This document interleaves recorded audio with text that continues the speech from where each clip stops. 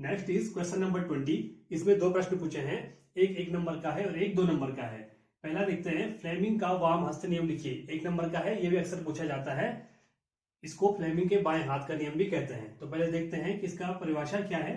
यदि हम अपने बाएं हाथ की तर्जनी, मध्यमा तथा अंगूठे को इस प्रकार फैलाएं कि ये तीनों एक दूसरे के लंबवत हों, यदि तर्जनी चुंबकीय क्षेत्र की दिशा और मध्यमा चालक में प्रवाहित विद्युत धारा की दिशा की ओर संकेत करती है, तो अंगूठा चालक की गति की दिशा या आरोपित बल की दिशा की ओर संकेत करेगा।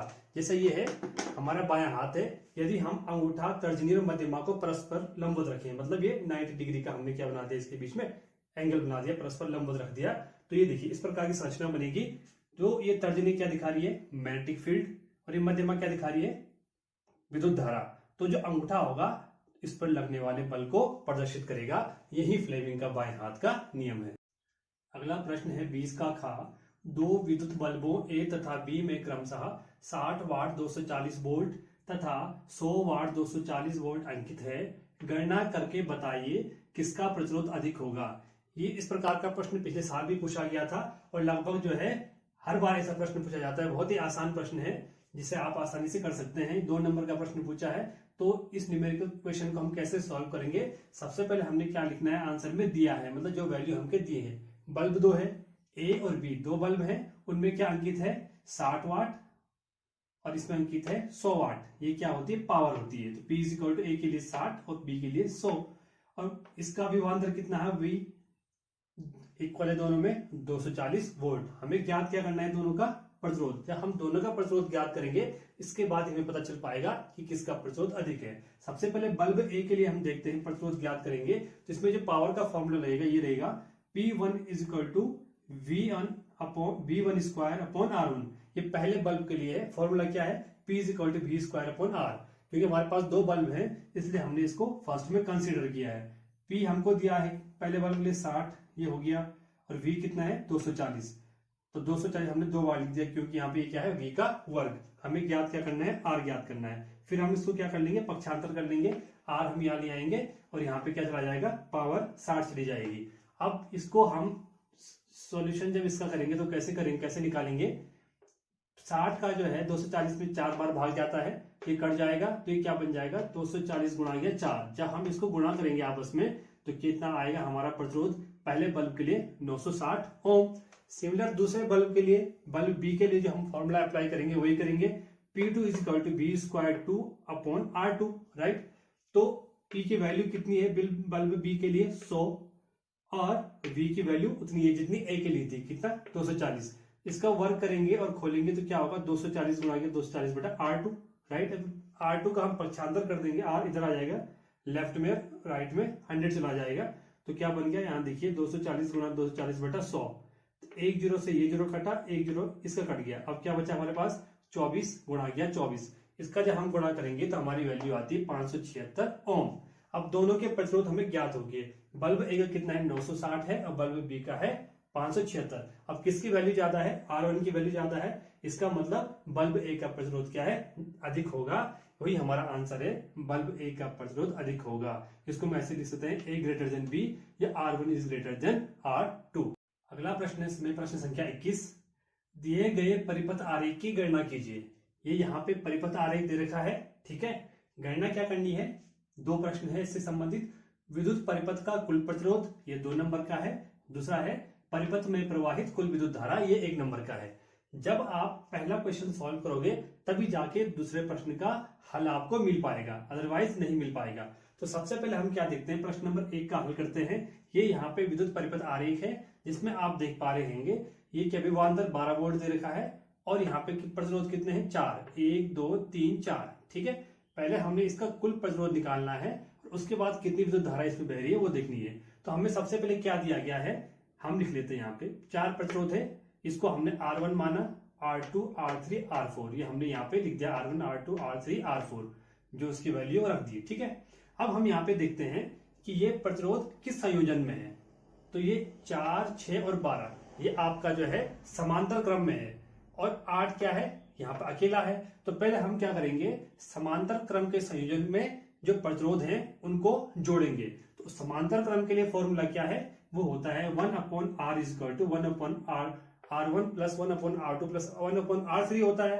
लेकिन मैंने यहाँ पे क्या लिखा है, देखिए 4, 6 तथा 12 ओम के पार्श्व क्रम का संयोजन r डैश है, तो मतलब हमने इसका कितना मान लिया, वैल्यू r डैश मान ली पूरी की। ठीक है, अब हम कैसे निकालेंगे, r डैश बराबर हम क्या लिख रहे हैं 1/r2। r2 क्यों लिखा, क्योंकि हमने 4 को क्या माना है, r2 माना है, प्लस r3 प्लस r4।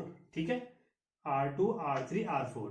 अब जब हम इनका मान रखेंगे 1/4 प्लस 1/6 प्लस 1/12, इसको हल करने से हमें क्या प्राप्त होगा, 12 हमने क्या ले लिया, इसका एलसीएम ले लिया। ठीक है, अब जब 12 ले लिया एलसीएम, तो 4 का भाग 12 में कितनी बार जा रहा है, 3 बार, 4 3 12, 6 से 2 बार जा रहा है, 6 दूनी 12, और यहाँ पे 12 से 1 बार जाएगा, तो 12 कम 12, 3 2 1, इन दोनों को हम इन तीनों को आपस में जोड़ेंगे, तीनों तो 5 और 6/12 आ गया। और ये 6 12 जब कटेगा तो कितनी बार कटेगा, 6 से 12 2 बार, तो ये कितना हो जाएगा 1/2। तो r डैश की वैल्यू हमारी कितनी आई, 2 ओम। तो समांतर क्रम का जो कुल प्रतिरोध है वो कितना आया हमारा, 2 ओम। इसका कुल प्रतिरोध कितना आया, 2 ओम। अभी हमने क्या करना है, अभी यहाँ पे एक ही है। अब जब हमने ये सॉल्व कर लिया, अब ये किस में व्यवस्थित हो गया, श्रेणी क्रम में व्यवस्थित हो गया। r1 is equal to 8 ohm तथा r dash is equal to 2 ohm श्रेणी क्रम में जुड़ा है। अब क्या है, जैसे ही सॉल्व हो गया तो 2 ओम आ गया, इसमें श्रेणी क्रम में आ गया। तो श्रेणी क्रम के लिए फॉर्मूला क्या है, r is equal to r1 plus r2। r1 हमारे पास क्या है, 8 ओम है। ठीक है, r डैश हमारा क्या है, जो r2 है वो हमने क्या माना, r डैश जो निकला है, तो कितना आया हमारा 2। जब इन दोनों को हम जोड़ देंगे तो कितना आ जाएगा, 10 ओम। इसलिए इस परिपथ का कुल प्रतिरोध कितना आ जाएगा हमारा, 10 ओम। तो ये 2 नंबर का प्रश्न था। अब 1 नंबर वाला विद्युत धारा, तो विद्युत धारा जब इसमें कितनी बह रही है, इसके लिए क्या क्या दिया है, अब हमें R ज्ञात हो गया है 10 ओम, V यहाँ पे दिया है 12 वोल्ट, और हमें क्या ज्ञात करना है, I। तो ओम के नियम अनुसार क्या है, V is equal to RI। V की वैल्यू कितनी है 12, R की वैल्यू 10, हमें ज्ञात करना है I। तो जब हम इसका पक्षांतर कर लेंगे तो क्या होगा, 12/10। जब 12 में 10 का भाग देंगे तो क्या होगा, 1.2 एम्पियर। एम्पियर किसका मात्रक है, विद्युत धारा का। तो हमारा ये आंसर आ गया, विद्युत धारा इस परिपथ में कितनी बह रही है, 1.2 एम्पियर। क्वेश्चन है, क्वेश्चन नंबर 22। इसका पहला पार्ट है का। इसमें पूछा गया है, प्रकाश के स्पेक्ट्रम से क्या अभिप्राय है, स्पेक्ट्रम के किस रंग का विचलन सबसे अधिक व किसका सबसे कम होता है। 2 नंबर का है। 1 नंबर में आपने लिखना है स्पेक्ट्रम के बारे में, और 1 नंबर में आपने लिखना है कि डेविएशन किसका ज़्यादा होता है, किसका कम होता है। प्रकाश का स्पेक्ट्रम या स्पेक्ट्रम ऑफ लाइट किसे कहते हैं, इस प्रकार हम समझ सकते हैं, जब श्वेत प्रकाश की किरण पुंज को कांच के प्रिज्म से गुजारा जाता है तो यह प्रिज्म के आधार की ओर झुककर 7 रंगों में विभाजित हो जाती है। सफ़ेद पर्दे पर प्राप्त इन 7 रंगों की पट्टी या समूह को स्पेक्ट्रम कहा जाता है। स्पेक्ट्रम को हिंदी में वर्णक्रम कहते हैं। ठीक है, तो ये जो वर्णक्रम है कहाँ मिलते हैं हमको, सफ़ेद पट्टी पे मिलते हैं, सफ़ेद पर्दे पे मिलते हैं। ये 7 रंगों के होते हैं। 7 रंग कौन कौन से होते हैं, जिसे हम शॉर्टकट में बोलते हैं विबग्योर। वी का मतलब violet, indigo, blue, green, yellow, orange और लाल। यहाँ पे आप चित्र देख रहे हैं, इसे आप समझ सकते हैं। जो अभी हमने परिभाषा लिखी वही चित्र बन रखा है। ये सब श्वेत प्रकाश की किरण इस पर बड़ी प्रिज्म पे, तो ये आधार की ओर प्रिज्म में झुकी और बाहर निकलने के बाद ये 7 कलर में डिवाइड हो गई। तो जब हम जहाँ पे हमको ये 7 कलर प्राप्त हुए उसे ही बोलते हैं स्पेक्ट्रम। सबसे ऊपर देखिए लिखा है R, सबसे नीचे लिखा है V। ऊपर का R जो है वहाँ सबसे कम विचलन है, और सबसे नीचे जहाँ पे V है सबसे अधिक वहाँ पे विचलन है। तो इसका आंसर क्या हो गया हमारा सेकंड पार्ट का, सर्वाधिक विचलन किसका हो रहा है, बैंगनी कलर का, और सबसे कम विचलन किसका हो रहा है, रेड कलर का। है 22 का खा। इसमें पूछा है, मानव नेत्र की सामान्य दृष्टि के लिए दूर बिंदु एवं निकट बिंदु नेत्र से कितनी दूरी पर स्थित होते हैं। 1 नंबर का है। तो आपको पता है जो दूर बिंदु होता है मानव नेत्र के लिए अनंत होता है, और निकट बिंदु आपका होता है 25 सेंटीमीटर। अगर आप ये दोनों सही लिखोगे तब जाके 1 नंबर मिलेगा, अगर आप एक सही लिखोगे तब आपको आधा नंबर मिलेगा। लघु उत्तरीय प्रश्नों में अंतिम प्रश्न है प्रश्न संख्या 23, जिसमें पूछा है पारितंत्र से आप क्या समझते हैं। पारितंत्र में अपमार्जकों की क्या भूमिका है। पहली बात, ये पारितंत्र नहीं, यहाँ पे परितंत्र होगा। और दूसरी मिसप्रिंट क्या हो रखी है, यहाँ पे अपमार्जक नहीं होगा, यहाँ पे होगा अपघटक। क्योंकि आप इंग्लिश में देख पा रहे हो डिकम्पोजर। डिकम्पोजर का मतलब क्या होता है, अपघटक। तो आपने खुद समझना था यहाँ पे आपने अपमार्जक के बारे में नहीं लिखना है। अपमार्जक मतलब होता है डिटर्जेंट, आपने साबुन डिटर्जेंट पढ़ा होगा, ये वही वाला अपमार्जक है, आपने लिखना था अपघटक के बारे में।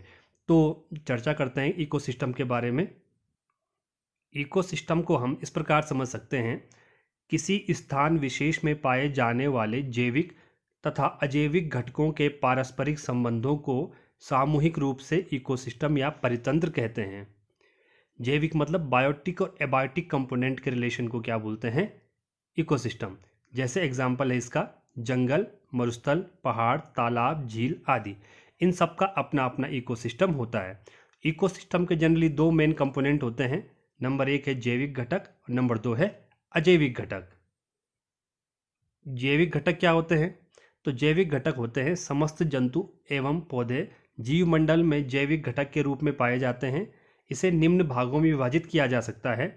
नंबर 1 उत्पादक, उपभोक्ता और अपघटक। अब बात आती है अजैविक घटक की। तो अजैविक घटक क्या होते हैं? इसके अंतर्गत निर्जीव वातावरण आता है जो विभिन्न जैविक घटकों का नियंत्रण करता है। अजैव घटक को निम्न 3 उपघटकों में विभाजित किया गया है। वो है नंबर 1 अकार्बनिक, नंबर 2 कार्बनिक, नंबर 3 भौतिक। इनके अंदर क्या आते हैं? कार्बनिक घटक। अकार्बनिक घटक में आते हैं मिनरल्स आते हैं, कौन कौन से? सोडियम, आपका potassium, calcium, magnesium, iron, water, air, salt, जितने भी हैं सब आते हैं इनऑर्गेनिक में। और कार्बनिक में क्या आते हैं? कार्बोहाइड्रेट, प्रोटीन, वसा। और भौतिक घटक में क्या आता है आपका? वायु, प्रकाश, ताप, विद्युत आदि। नेक्स्ट इस प्रश्न में पूछा गया था परितंत्र में अपघटक की क्या भूमिका है? तो इसे हम ऐसे समझ सकते हैं, वे सूक्ष्म जीव जो मृत जीवों जैसे मृत पौधे और प्राणियों तथा उनके उत्पाद फॉर एग्जाम्पल मलमूत्र इत्यादि में उपस्थित जटिल कार्बनिक यौगिकों को सरल पदार्थों में तोड़ते हैं, अपघटक कहलाते हैं। इसका एग्जाम्पल क्या है? जितने भी माइक्रोब्स होते हैं, सूक्ष्म जीव होते हैं। संख्या 23 में 2 प्रश्न पूछे थे, उनमें से कोई एक प्रश्न करना था। एक हम हल कर चुके हैं इकोसिस्टम वाला। दूसरा पूछा है पोषी स्तर क्या है? एक आहार श्रृंखला का उदाहरण दीजिए जिसमें विभिन्न पोषी स्तर होंगे, या उसमें विभिन्न पोषी स्तर हमने क्या करने हैं? बताने हैं। तो समझते हैं। पोषी स्तर को पोषण स्तर भी कहा जाता है, इंग्लिश में इसको ट्रॉफिक लेवल कहते हैं। तो इसे क्या कहा जाता है? तो समझते हैं। आहार श्रृंखला में विभिन्न चरण जिन पर भोजन का हस्तांतरण होता है पोषण स्तर कहलाते हैं।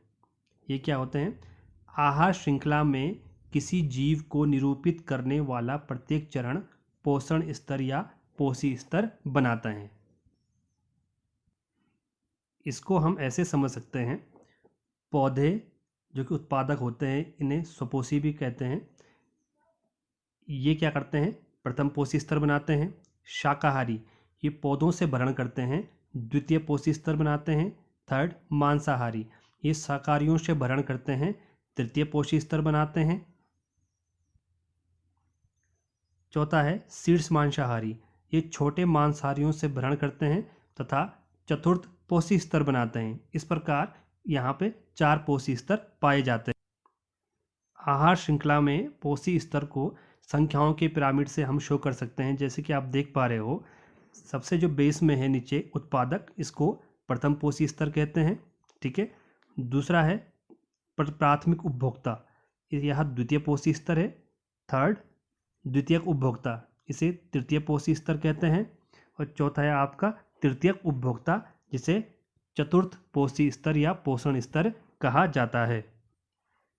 प्राथमिक उपभोक्ता में आते हैं शाकाहारी, द्वितीय उपभोक्ता में आते हैं मांसाहारी, तृतीयक उपभोक्ता में आते हैं शीर्ष मांसाहारी।